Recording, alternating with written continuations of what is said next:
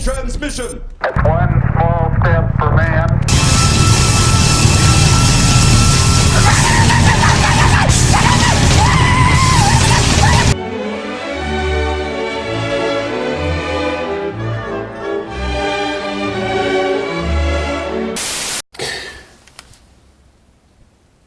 Game of Thrones.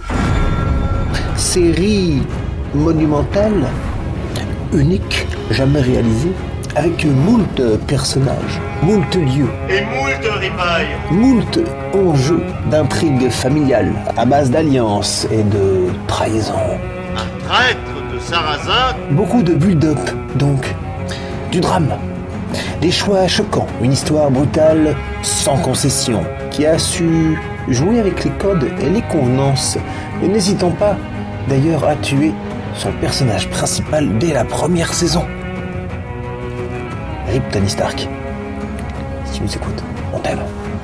On pourra s'estimer heureux d'avoir vécu ça, parce que je sais pas si on rate de grosses séries comme ça dans le futur, pour être honnête. Au cours des saisons, l'histoire a toujours été passionnante, faisant souvent la part belle aux Voleurs et les fils de pute.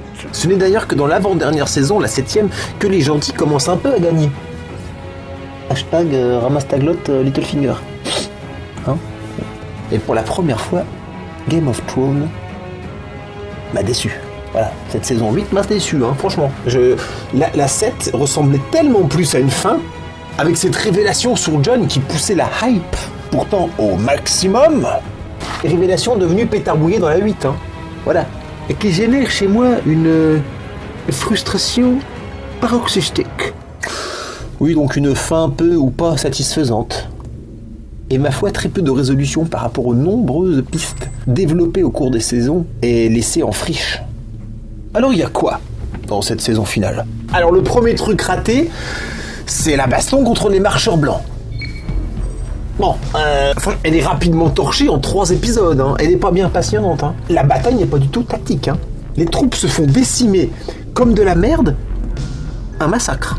Et puis, franchement, pourquoi ils ont pas attaqué la veille 2 jours avec les dragons, là, histoire de faire un peu le ménage? Parce qu'en fait, c'est les dragons qui font tout le boulot, hein. Ah, donc du coup, ils piègent le roi de la nuit en utilisant Bran comme appât. Ouais. Mais pourquoi il a pas envoyé un soldat plutôt? Non, mais pourquoi il y va lui? Enfin, je veux dire, quand tu sais que t'es la clé de voûte de ton armée, tu prends pas un tel risque. Voilà, même toi, tu l'aurais pas fait. Cette connerie, ne me dites pas que c'est logique, hein. Oui, alors, tu vas me dire qu'effectivement, si c'était ça où le roi il gagnait, hein, en fait. Et ouais, c'est ça le problème, hein.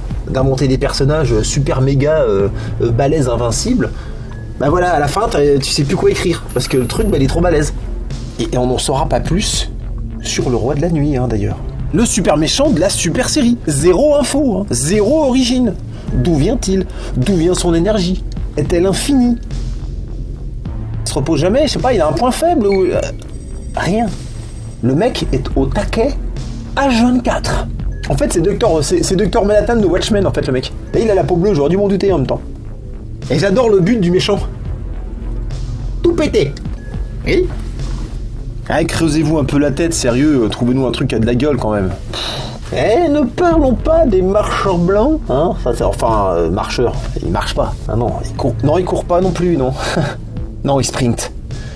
Là, c'est des zombies ultra speed, en fait. Moitié All Blacks, moitié toupie, tu vois. Taz, mais en bleu, tu vois. Si tu veux, c'est des bulles de air, tu vois, mais avec la vitesse d'une Porsche. T'as le truc ou pas? Là, automatiquement, non, tu peux mettre du feu au bout de tâche, non. Donc oui, à part le vert dragon, oui, c'est leur point faible, d'accord, mais bon, on ne saura rien de plus sur les marches blancs, voilà. Enfin, moi, je dis qu'ils auraient pu développer. Et donc, le deuxième truc qui plombe la saison, c'est le pétage de plomb de Daenerys.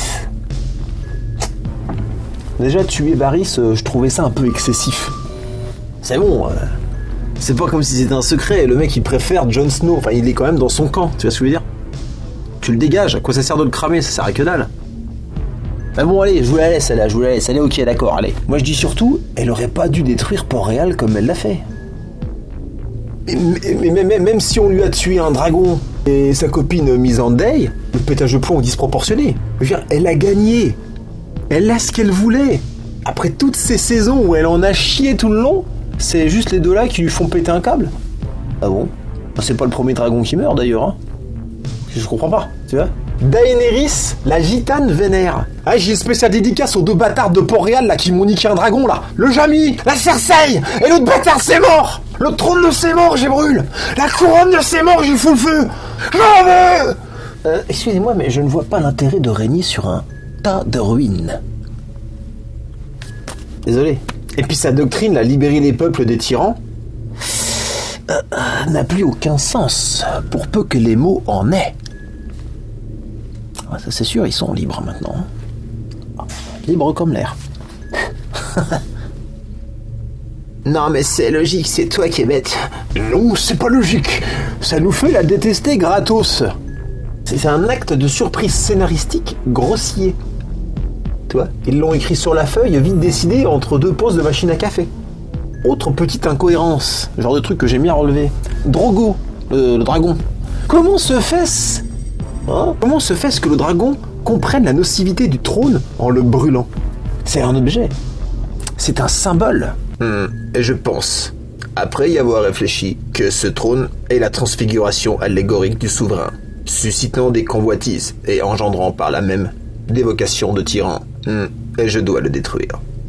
Tu vois, ça demande un peu d'intelligence quand même. Mais alors du coup, comment ça se fait qu'ils ne comprennent pas la nocivité de sa maîtresse quand elle lui demande de cramer toute une ville et ses habitants en obéissant comme un petit toutou? Va chercher, rapporte la baballe. C'est un bon dragon à sa maman. Un bon dragon à sa maman. Allez, apporte la baballe. Bon, t'as fait caca? Soit t'es bébête, soit tu réfléchis. Voilà. Elle est là l'incohérence. Ouais, non mais c'est normal, parce qu'en fait, il obéit à sa mère, quoi, tu vois. C'est logique. Non, parce qu'en fait, il n'a pas été toujours aussi docile, hein, pour ceux qui ont regardé la série en entier. Daenerys a d'ailleurs plusieurs fois perdu le contrôle de ses dragons. Pas besoin de remonter loin pour ça. Ils ont même été menaçants vis-à-vis d'elle. Elle en a souvent eu peur. Donc non, c'est pas des gentils toutous. Je veux dire, c'est des bestioles qui ressemblent plus à des chats qu'à des chiens, hein. Toi, tu y pars, tu sais pas s'ils vont revenir. De toute façon, c'est quand même pas cohérent avec les actions de Drogo, parce que un coup il obéit bêtement et un coup il fait quelque chose de très symbolique. Bref, fin de la saison, hein, les Lannister meurent, la reine des dragons a gagné et Jon Snow tue Daenerys. Hashtag féminicide. Ah, je suis désolé. Hein. Mais enfin, j'ai envie de dire, quelque part, on fait une décision logique. C'est vrai. Enfin, une décision de Jon Snow tout court. Là, faut les noter, hein, lui, parce que là... Non, mais il a pris une décision tout seul, hein. Il a pris une décision tout seul. C'est suffisamment rare pour que je m'apesantisse un petit peu dessus. Voilà. Et donc, après la défaite des Marcheurs Blancs, après la défaite des Lannister, et après l'assassinat de la Reine des Neiges, enfin... On va donc conclure le destin des personnages encore vivants. Donc, réunion au sommet, hein, on réunit tout le monde pour choisir le nouveau roi. Who wants to be king? Enfin, tout le monde... Enfin, ceux qui n'ont pas été tués, quoi. Alors, je me plains souvent qu'il n'y a pas assez de morts dans les films. Mais avec Game of Thrones, c'est plutôt l'inverse. Hein. Voilà, on est obligé de quémander pour avoir des survivants. Regardez-moi ce massacre. Voilà. Et c'est le revers de la médaille. À force de tuer tous les personnages pour buzzer, bah à la fin, il n'y a plus personne. Il y a tellement de prétendants sérieux qui sont absents lors de ce conseil qu'on est obligé de ramener des inconnus, des valets, et même des mecs qui veulent même pas devenir roi, en fait. Voilà. Vous avez été choisis parce que vous êtes les meilleurs. Les meilleurs parmi les moyens. Oh, putain. Oh, c'est trépidant comme réunion. Oh, c'est passionnant. Hein. Qui va être le roi des bras cassés? Ça ressemble à une répétition, tu vois. Ou une fin dans un monde alternatif, tu vois, où Bran devient roi. En fait, moi, j'attends encore la vraie fin, tu vois. Voilà, inconsciemment. Ils auraient pas dû zigouiller autant de monde. Notamment à la fin de la saison 6, quand ils font péter le temple, tu vois. Too much. Alors je sais pas si c'était pour gicler du casting en masse, c'est pas impossible, hein. Bon, ceux qui sont en fin de contrat, vous vous mettez dans le temple, hein. On va faire un trucidage de groupe, hein, pour gagner du temps, hein. Vous savez quoi? Moi je pense qu'ils auraient dû tuer personne dans la saison 8. Notamment les Lannister. Voilà. Ça au moins ça aurait été surprenant. Alors par contre si Vergil vous pouvez le buter. Hein. Voilà. Ah, le mec il avec son air de pas content là. Oh, la finesse du jeu d'acteur. Le gars il fronce tellement les sourcils que c'est la tendinite frontale là qui le guette. Et c'est Tyrion. Alors prisonnier qui aura le dernier mot et nommera le roi. Je comprends pas un truc, mais d'où Vergil lui donne la parole, tu vois? D'où il l'a pas encore égorgé? Le gars a trahi sa reine, hein, quand même, hein. Puis il avait trahi son clan juste avant. Ah non, tout le monde l'écoute. Tyrion. Ah. Ça, c'est quand même le mec qui chante Space Pant. Look at my pants with the eyes in your face. My legs are covered in outer space. Space pants. Quand même. Space pants. Et nommé Bran roi, je trouve que c'est plutôt risqué, en fait. Ouais, le mec est en plein bad depuis plusieurs mois. Et il se prend pour un corbeau. Il est total perché, tu vois. Enfin, c'est pas comme si on avait déjà eu des rois... fous. Ah non, mais t'imagines, il part en voyage. Tiens, en voyage, je veux dire. T'es obligé d'attendre que le mec redescende, on est d'accord. T'as plus droit. C'est loin d'être logique, hein. À la limite, comme conseiller. Oui, là, je suis d'accord. Il y a un petit truc qui va rajouter une petite couche de paradoxe. Et puis à ça, c'est qu'en fait, il voit l'avenir, donc il avait prévu tout ce qui allait se passer, y compris son propre couronnement. Désolé, mais quand on voit le futur, putain, on aide un peu plus que ça. Donner des indices de merde, une fois que les choses sont arrivées. Et ben voilà, moi aussi je peux le faire, tu vois. Ça te donne juste envie de lui mettre des tartes au mec. Ou de lui desserrer les freins du fauteuil, oui. Et c'est pas un fauteuil d'ailleurs. Mais en fait, on aurait pu deviner que c'est Bran qui allait être le roi. Ah oui, il est assis sur un trône en permanence, lui. Fauteuil, c'est le nouveau trône en fait. Que va devenir Jon Snow? Alors on a énormément de personnages qui ont évolué en 8 saisons. Arya, Sansa, le limier, Theon Greyjoy, Jaime, mais Jon non. Et on s'attendait quand même à un petit changement. C'est Aegon Targaryen en fait le mec. Il passe de bâtard honteux à roi. Niveau état civil, on peut dire qu'il y a une amélioration sensible de son statut. Voilà. Hein? Euphémisme. Il aurait dû s'imposer sur le trône. D'abord en refusant son destin, puis le déclic. Un classique du monomythe, ça marche à tous les coups. Et en fait, on s'en fout. Royalement. Je trouve le terme plutôt bon. Car ça n'aura aucun intérêt. Et aucune conséquence. Oui, alors si, il y a une conséquence. Si, il y a Daenerys qui va lui faire la gueule. Voilà. Et pourtant, le mec, il met le paquet, hein. Devenu imbattable en concours de soumission. Avec son inépuisable et ulcérante tirade pathétique. You're my queen, you're my queen, you're my queen. En fait, je voulais te dire, you're my queen. Conclusion, Jon sera condamné à l'exil, chez les Esquimaux, là, à la garde de nuit. Il n'y en a plus. Voilà, il n'y en a plus besoin. Hein. C'est n'importe quoi. On est d'accord, c'est n'importe quoi. Les mecs ont-ils vu les épisodes d'avant? La révélation sur son identité qui va à la poubelle. L'exil en Alaska et le You're My Queen de merde. Je suis désolé. Dites pas que vous êtes satisfait de ça quand même. En matière de backlash de perso collector, c'est un must. Et le mec continue à baisser les yeux en s'excusant de vivre. Hein. Mais jusqu'au bout. Voilà. Les gars. C'est pas un drame d'introniser un personnage qu'on aime. Regardez Conan. Regardez Usul. Non, pas celui-là. Le vrai. Merci. Regardez Aragorn. Regardez Ragnar. Depuis le début, on sait qu'ils vont réussir. Ils réussissent. Et alors? Un homme valeureux qui monte sur un trône, c'est le récompense de ce genre de série. Une récompense quasi transfigurative et polymorphique, à la limite du parallaxe matriciellement culminatif et tangentiel. C'est dans l'ordre des choses. C'est pour ça que c'est satisfaisant. Arya, la pauvre Arya, hein. Pas d'éloge, pas de glorification. Tu vois, moi je dis, la nana, elle aurait dû être nommée reine du Nord, direct. Comparé à Sansa, on peut dire qu'elle s'est un peu plus cassé le cul. En matière d'acte de guerre, tu peux difficilement faire mieux. Elle a buté l'être le plus puissant qui existe. Voilà, c'est... Allô. Ouais, c'est ça, ouais. Quoi? Un Balrog? Ouais, c'est pas mal, ouais. Ouais, mais c'est... Non, bah je suis désolé, Gandalf, c'est en dessous. Ah non, le roi de la nuit, c'est level 14. Donc là, automatiquement... désolé, hein, t'as battu. Hein. Bah non, il la laisse dans un coin, complètement oublié. Alors par contre, on aura droit à une inutile scène de sexe. Ouais, où elle va se faire démonter la culasse, genre c'est le truc super important pour bien conclure un personnage féminin.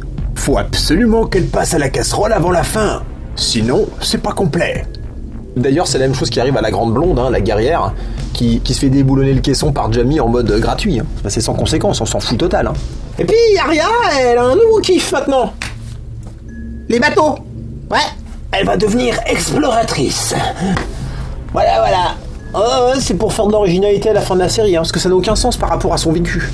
Tu vois, la nana est une guerrière, c'est une combattante de talent. Elle kiffe l'épée depuis toujours. Elle a même appris la technique des 100 visages. Aucun rapport avec Christophe Colomb, Victor Hugo, on est d'accord. Et bah tout ça à la corbeille, évidemment. Puisqu'on va me soutenir que si, c'est logique. En fait, tu peux dire n'importe quoi et finir la phrase par c'est logique, ça marche, en fait, j'ai remarqué. Ah, tu peux essayer à la maison, tu verras. Hein. Sansa, la grande rousse, elle devient reine du Nord. Ouais, après avoir elle a survécu, c'est déjà pas mal. Ouais, elle hérite du trône en fait, simplement. Elle n'a rien accompli, c'est tout. C'est pas Sansa, hein, comme issue, je veux pas dire, mais je pourrais très bien dire que c'est attendu et pas stylé. Mais bon, je suppose que c'est logique. La mort des deux Lannister, tu vois, ça, c'était prévisible à mort. Prévisible, bateau. Mais non, c'est moi qui comprends rien. Évidemment, ça, c'était logique. En fait, il y a une liste quelque part des trucs logiques, tu vois. Là, c'est écrit que... Bah, je l'ai pas la liste aussi, c'est pour ça. L'homme de main des Lannister, là, Bronn, qui après un deal avec Tyrone devient maître de Haut-Jardin. Franchement, on s'en fout. Voilà, c'est pas un personnage qui a été développé, on en a rien à foutre de la conclusion de ce personnage. Valait mieux garder le limier. Ah, là, par contre, oui. Le perso est beaucoup plus intéressant, il avait évolué, hein, notamment dans sa relation avec Arya. Et sa mort dans le combat de merde fratricide avec Sir Gregor, dont on voit l'issue à 3 années-lumière. Voilà, c'est une grosse distance, hein, je vous le dis tout de suite. Pareil, trop facile comme dénouement. Et dommage, pas du tout amorti comme perso. Voilà. Au passage, j'en profite pour faire une petite parenthèse sur la montagne. After Julius Bjornsson, dans le rôle de Sir Gregor. C'est du gâchis. Idée de merde numéro 844. Prendre un acteur au physique remarquable et le dissimuler sous une armure pour qu'on ne le remarque pas. Vous voulez de l'illogique pure? En voilà. La montagne en armure avec la peau verte. Non mais le mec est déjà menaçant au naturel, hein. Il fait 2 mètres et il pèse 190 kilos. C'est inutile de le zombifier ou je sais pas quoi. Il fallait au contraire profiter de l'impressionnante carrure de l'acteur pour faire des plans qui défoncent, comme on en avait eu au début, avant qu'il mette son armure de merde. C'est complètement con, parce qu'en fait, tout le monde peut paraître énorme avec une armure. Ah non, voilà, non mais autant caster Christophe Willem. En plus, sa carrière, elle est un petit peu en stand-by en ce moment, j'ai entendu dire. Donc voilà. La mort de Theon Greyjoy, vite torché, hein. On la voit venir et c'est plutôt clichesque, hein. Calé dans un créneau vite fait juste avant qu'Arya n'intervienne. Alors c'est con parce qu'à 20 secondes près... c'est le dernier à être tué par les marcheurs d'ailleurs. C'est pas le roi de la nuit, lui, hein. C'est pas non plus le roi de Westeros, alors. C'est plutôt le roi de l'Ashkumun, ouais, parce que lui jusqu'au bout il aura pas eu de bol, décidément. Mais putain, profitez-en! Donnez à ce personnage un destin hors du commun. Le mec a un parcours unique. C'est avec celui-là qu'il y avait une carte à jouer pour nous surprendre. Theon Greyjoy, ouais. Et j'ai même pas envie de parler de l'autre gogol, là, Euron Greyjoy, qui débarque pour la saison 7, je crois, et qui est bâclé avec son duel sans sens contre Jaime. Hein. Enfin, je veux dire, le mec est un tir au flanc depuis le départ. Donc, normalement, c'est plutôt du genre à sauver ses miches quand ça sent pas bon. Tu vois? Bah non. Non. Tiens, on va se battre à mort, c'est cool de mourir. Débile. Ah non, pardon. Non, c'est logique. Conclusion. Vous savez, et là c'est le génie modeste qui vous parle, une saison ça compte les points. Hein, ça remet les choses à leur place. Et je dis que l'ordre et la justice étaient la seule conclusion possible à une série basée sur le désordre et l'injustice. Et d'ailleurs, la saison 7 avait amorcé cette résolution en donnant la part belle aux gentils. Faut arrêter de vouloir des rebondissements. Après 7 saisons, le principe de surprise n'existe plus dans Game of Thrones. Après les noces pourpres, on était blindés. Hein. On s'attend tellement à ce qu'on s'attend pas que rien n'est inenvisageable. Que Jon devienne roi ou pas, no surprise. Tu vois ? D'ailleurs, révélation inconsciente de la production, les gondoles de DVD de Blu-ray, hein, bah c'était quoi le truc en carton là ? Bah ils avaient mis le Jon Snow sur le trône. Voilà. Ils avaient mis Jon Snow sur le trône. Parce que c'est vendeur. Cette saison 8 restera, je pense, la plus mauvaise. Et on n'était pas habitué à ça. Hein. Alors on va me sortir que on ne peut pas conclure une série comme Game of Thrones. C'est impossible. C'est écrit dans les textes saints, en fait. Je sais pas d'où ça vient, ça. Et on me dira aussi qu'on pouvait pas faire une fin qui plaise à tout le monde. Voilà. Enfin, de là à plaire à personne... Non, parce qu'en fait, les seuls qui sont contents sont ceux qui, justement, soutiennent qu'on ne pouvait pas être content. Et je vous laisse apprécier la mise en abîme. Bien sûr que si, qu'on pouvait faire une conclusion qui défonce. Ce qu'il fallait construire, c'est l'arrivée d'un roi qui monte sur le trône parce qu'il est un homme de vertu, que la destinée a appelé. Pas un gars qu'on a pioché parmi les derniers survivants d'une hécatombe scénaristique. Tu vois ? Pas non plus un mec qui trucide tous les autres prétendants en leur mettant du poison dans leur verre ou en les assassinant le jour de leur mariage. Je vais vous dire maintenant ce qu'il fallait faire. Ce qu'il fallait faire... Tais-toi. Ce qu'il fallait faire. Déjà, il fallait faire arriver la révélation sur Jon pendant la saison 8 et pas à la fin de la 7. Avec un dernier duel cérémonial à la dune. Genre, tu vois, le roi de la nuit, une fois vaincu, t'as Cersei et Daenerys qui continuent à se battre. Et sous la pression populaire, l'envie d'arrêter la guerre une bonne fois quand même, l'envie de paix et le besoin d'un roi stable et bienveillant, et surtout du fait de la rumeur sur Jon qui se répand, elles acceptent de soumettre le prétendant à une épreuve en échange de leur allégeance. Bran révélera le secret de famille à Jon, et Tyrone finira de le convaincre d'accepter son destin de roi. Libéré de la prison dans laquelle les Lannister l'ont enfermé pour une fausse tentative d'assassinat sur Cersei, on invente un truc, on s'en fout, c'est facile à faire, ça m'emmerde pas, c'est fastoche. Il acceptera de relever le défi. Cersei lui opposera la montagne. Et ouais les mecs, au moins il sera quelque chose le bonhomme. Sir Gregor contre Jon Snow. Yeah. Et puis pas en zombie, hein, en After Julius nature, ça suffit. Après un combat collector, Jon terrasse la montagne. Ne me dites pas que ça serait pas cool ça. Attends. Ensuite vient le tour de Daenerys. Et Daenerys va le soumettre à l'épreuve du dragon. Ce qui mettra un terme à la rumeur sur sa fausse targaryenité. Sauf que c'en est pas une. Il met la main sur Drogo. Mais comment cela est-ce possible ? Car c'est lui, le Kwisatz Haderach. À la dune, quoi. À la dune, les mecs. Daenerys s'élève, s'approche de Jon et lui dit... Vous savez ce qu'elle va dire ? Vous savez, elle dit... You're my king. Voilà. Clac, clac, reverse. On change de braquet, logique. L'assistance s'incline, sauf Cersei. Son regard croise celui du futur roi. Un instant infini s'écoule, puis... elle baisse les yeux. Quelque part, pour elle aussi, c'est intéressant. Parce qu'elle aurait peut-être fini par perdre contre les dragons. Donc, et on aurait fini sur un dernier plan en dézoomage, avec Jon sur le trône, qui fixe la caméra, avec un nouveau regard, celui d'un roi. Et il fut un bon roi. Mais tout cela est une autre histoire.